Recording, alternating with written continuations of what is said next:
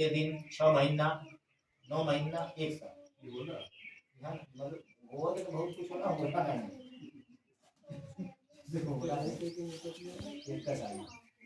अपन शास्त्र इतना कहा है कि जैसे कि आपके पिता की मृत्यु हो गई, आप 5 भाई हैं, खाना अलग हो गया, और जो उनको खाते हैं यहाँ खाते हैं, तो सबके वार्षिक श्राद्ध करेंगे।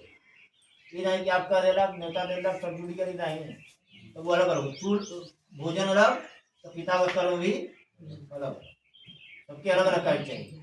लेकिन जैसे पिता की बात आई वैसे सब मिल गए भैया एक जन कर देंगे, भाव वर्षी करेंगे ऐसे।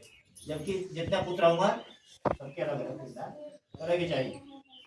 कहना चौथे मासिक पिंड को खाकर वह कुछ सुखी होता है। उसके बाद 5वें महीने में वह प्रेत क्रौचपुर में पहुंच जाता है। जब 5वें महीना पिंडदान आप करी हैं तब क्रौचपुर में की पूरी पहुंच जाती, और वहां पहुंचने के बाद डराते हुए जाने दुखी से कांपने लगता है कि चित्रभवन नामपुर को जाता है। यहाँ यम का छोटा भाई विचित्र नाम वाला राजा राज्य करता है। यम के छोटे भाई जवन चित्रभवन में राज करे, चित्रगुप्त के लगे चित्रभवन है राज करे, तो उससे पूरा बताओ पड़ रहा पिंडदान हमारा लड़का कर ले कि ना के आपने खा के क्या आया। तो 5वें महीना पिंडदान करवा तो आपके पिताजी बछड़ करके तब चित्रपुर में जाइए।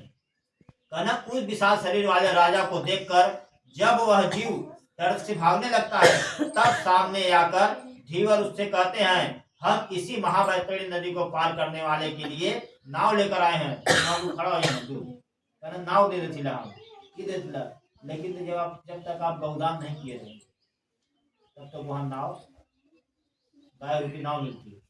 लेकिन अगर पुत्र गौदाना ना के हो तो वही नदी में डूबत रहा। कहना कदर्शी मुनियों के द्वारा दान की वर्णना दान देना या बांटना कहा जाता है। यह बैतरणी नदी वितरण के द्वारा ही पार किया जा सकता है, इसके लिए इसको बैतरणी नदी कहते हैं। बैतरणी नदी गया गढ़ में बैतरणी देख लो ना, बैतरणी नदी तो पहले पीप से पहले जब सीता जी श्राप दे देनी तो वो पीप खत्म हो गया और फाल्गुन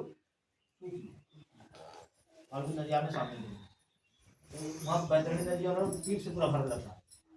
मन जे गया जे करे जाए मर जाए तो हम देख वही जीव रहा फूका उका ना जे गया जाए वो है, लेकिन धीरे धीरे वहीं सब बंद हो गया। कहना यदि तुमने बैतरणी नदी का गोदान किया है नौका तुम्हारे पास आएगी अन्यथा नहीं आएगी। यमदूत कहा ना कि अगर तू गोदान कर होगा तो नौका तुम्हारे पास आएगी, नहीं तो वहीं में से डूब के तुझे निकल पड़ी। कहना उनके ऐसे वचन सुनकर प्रेत का दैव ऐसा कहता है, उस प्रेत को देखकर वह नदी खोलने लगती है। अब पीप खौला लगा, गोदाम ना के लिए रहता है खौला लगा कि देखा जीव कैसे बन जाएगी, देखता था खराब हो जाएगा। कहला उसे देखकर प्रेत जिसके अपने जीव के में कभी दान नहीं किया है ऐसा पापात्मा मनुष्य की भांति उसे खींचते हुए पार ले जाते हैं। एकदम घसीटा लिख जाइए कि तू कुछ दान पुण्य कुछ करवा ना पीला, तू न गौदान देला न ग्रास कबू डल्ला न क्यों तोर दरवाजा जाएगा एक गिलास पानी पी ला, कुछ नहीं। यही नदी में आप चलिए ये सवाल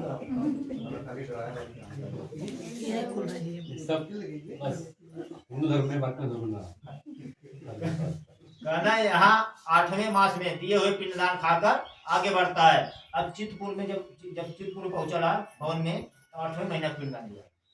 8वें महीने पिंडदान लोग देते हैं तब आगे नगरी पहुंचा और कहला कि 11वें मास का पूरा हो जाने पर वह रौदपुर में चला जाता है।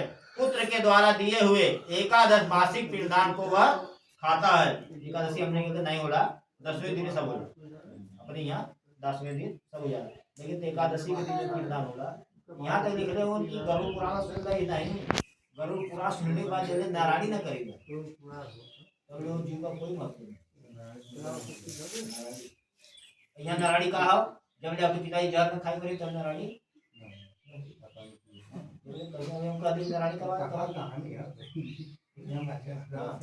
बहुत बहुत इलॉजिकल पूरा जहर न खाई मरो नारायणी मार न हो।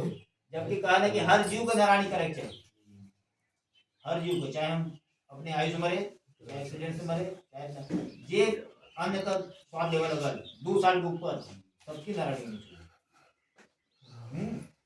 उस पुर को छोड़कर वह यमदूतों के द्वारा भयभीत किया जाता है और 10वें महीने में अत्यंत कठिनाइयों से सुप्त भवन में पहुंच जाता है। अब 10वें महीना पिंडदान 10वें भवन में पहुंचा, जब पिंडदान कला वहां पुत्र से पिंडदान के द्वारा जलांजलि प्राप्त करने भी सुख नहीं मिलता। जो 10 दिन जलांजलि देना, तिलांजलि देना ना, इसे भी सुख नहीं मिलता। जब तक आप पिंडदान, जब पिंडदान तब जब शरीर बन जाएगी तब जाके आपकी कर्म को फल मिलने लगी।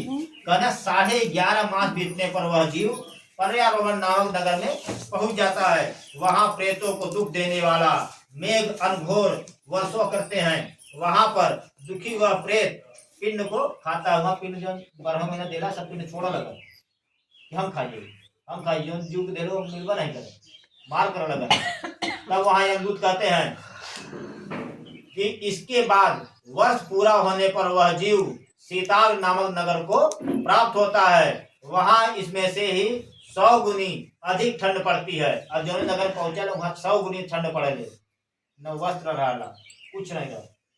जो कि आप यहाँ सब जला दे लोग ना, जला दे लोग सब ना, एक 10 दिन तक उनका मोचा कुर्ता गंजी फूको चाहिए, वो एक स्थान पर रख दे चाहिए। लेकिन यहाँ तो मरना तो तुरंत पहले फूका, जो बाबू रजाई गद्दा हो तो जला सलाई घटा देगी कि यही लेबर, हाँ कुल हटा दे, उनका गद्दा हटा दो, कुल हटा देगा। लेकिन पापा मोबाइल रहता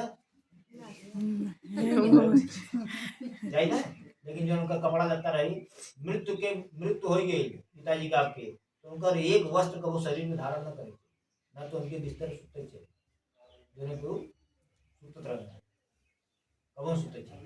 एक साल जब तक उनका वार्षिक श्राद्ध न करे, तब तक 1 साल तक। और 10 दिन तक वस्त्र फूकना चाहिए कि यहाँ बस वो वस्त्र फुकाना जो पहन के मरी गए, मर गए वो गद्दा रह जाए नहीं, जब तक 10 रात में बीते। 10 रात के दिन जब वो हाड़ी जोसर जाए तब ओके निकाल दो चाहिए। कहना उसके बाद वर्ष के अंत में यमपुर में निकट पहुंच जाता है वह प्रेत, जहां हाथ थाम कर अपने माप के अपने शरीर को छोड़ देता है। अब अपन शरीर छोड़ देला जब 12 वार्षिक पिंडदान हो जा रहा था। कहना हे काश्यप, उन्होंने मरणकालीन दान नहीं दिया है। वे यमदूतों द्वारा दृढ़ बंधनों से बंधे हुए अत्यंत कष्ट से यमपुर को जाते हैं। ये कहूँ मरोड़ो शान में भी दान नहीं दे रहे, या प्राण निकले थे कि गौदान ले रहे, सब कहना ना अभी मरा वाली है कि गौदान दिया चाहे जी चाहे मर जी, वो उसमें गौदान कह दो चाहिए। कहना हे आकाशमयी, धर्मराज के मार्ग में 4 द्वार, 4 16 पूरी है, उनमें 4 द्वार। कहना जिसमें दक्षिण द्वार के मार्ग में तुमसे वर्णन किया है। इस महान भयंकर मार्ग में भूख प्यास और श्रम से दुखी जीव जिस प्रकार जाते हैं वह सब मैंने तुमको बतला दिया, और अब आगे कथा सुनाता हूँ। यमदूत कहना कि हे श्री भगवान ने बोला, हे विनयपूर्वक गरुड़, हाहाकार से परिपूर्ण उस पुर को देखकर पापी प्राणी क्रदन करने लगते हैं। उनके क्रदन को सुनकर यमपुर में विचरण करने वाले यम के गण, यहाँ श्रवण समृद्धि दूठे गण होना कलयुग में जो आपसे बतावा ना, जिसे आप चोरी कर चुका जो भी कर चुका सब चंद्रगुप्त जाके श्रवण समृद्धि कहा ऐसा कैसे पता चला आपके जो हम काम काल ना हो के कितना चाल मत हो कहा ना, बहुत प्रयास करिए और न चाहते हुए भी हो जाए।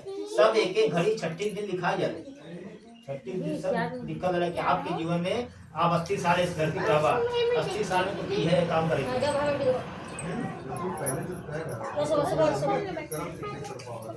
ये कर्म है ना, कर्म है ना, जैसे कि कर्म हो कि गाड़ी पे हम 2-3 जान जाते हैं, सुनो ये ना, लड़ना तो 2 जाने वाला, एक जान बच गई साफ है पैसे, सुनो ये ना कि जान साफ है बच्चा, हाँ सब इतने दिन तक जीवित रह गए। लेकिन कब जब गर्भ में हुआ तब गर्भ में सब बच्चन की बात याद रहेगी।